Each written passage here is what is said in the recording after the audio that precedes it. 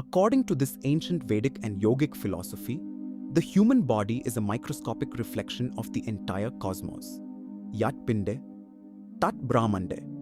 This means, whatever exists in the cosmos exists infinitesimally within the human body, and whatever is present within the body, the exact same principles govern the cosmos.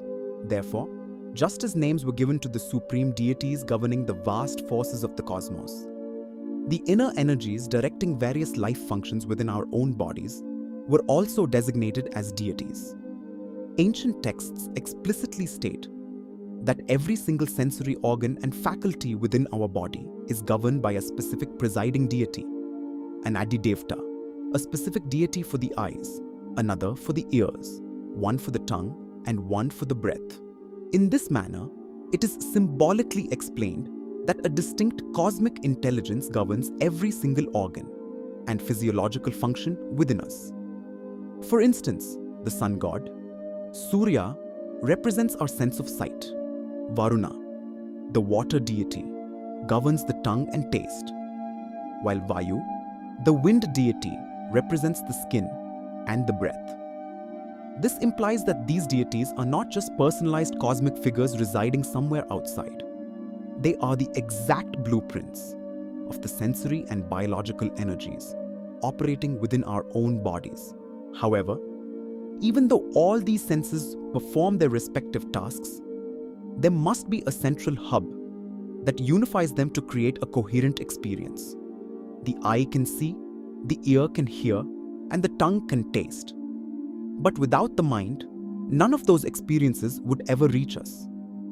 That is precisely why the Puranas describe Indra as the supreme ruler of all the senses. When viewed through the internal anatomy of the body, Indra represents our mind. The mind controls and commands every single sensory organ. It gathers the scattered data streaming in from all the senses and synthesizes it into a single, unified experience. Therefore, at the level of the physical body, Indra is the ultimate symbol of the mind. In the Puranas, Indra is also known by the epithet Sahasraksha, which literally translates to the one with 1,000 eyes. If we take this strictly at face value, it appears as though Indra physically possessed 1,000 eyes. However, when decoded symbolically, its true meaning runs far deeper.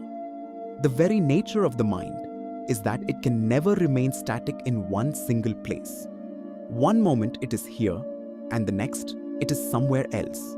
It is constantly racing toward a multitude of objects and thoughts simultaneously. Therefore, those 1,000 eyes are a striking metaphor for this highly restless and hyperactive nature of the human mind. To say that Indra is Sahasraksha simply signifies the state of the mind expanding in 1,000 different directions at once, trying to perceive, analyze, and consume everything around it. The Devas and Asuras, who appear in the Puranas, must never be dismissed merely as external physical entities. When viewed philosophically, they are striking metaphors for two diametrically opposed forces, battling within our own minds. In fact, the Puranas explicitly state that both the Devas and Asuras share the exact same lineage. They are all the children of sage Kashyapa. The profound symbolism here is clear. Both the ultimate good and the darkest evil take birth from the exact same source within us. The Devas are the embodiment of Sattva Guna, the qualities of purity and light. Attributes like love, peace, compassion, wisdom, and discernment are personified in the forms of these gods. On the flip side, the Asuras represent the tendencies born out of Rajas and Tamas, passion and ignorance. They are metaphors for ego, lust, rage, greed, obsession, and arrogance.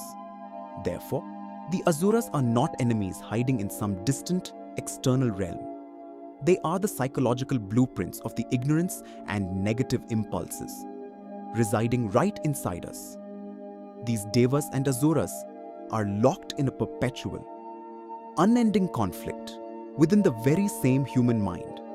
And it is this ceaseless inner friction that has been captured and dramatized in the Puranas as the epic Devasura Sangrama, the war between gods and demons.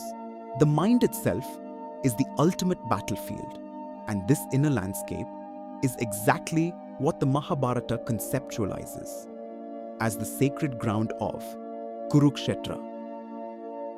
If that is the case, despite the presence of such formidable deities and the mighty Indra, why do the Asuras relentlessly wage war against them time and again? And what is the absolute psychological truth behind Indra losing everything and standing utterly helpless before these demons every single time? We will break down this ultimate mystery in the very next episode. Thank you for watching.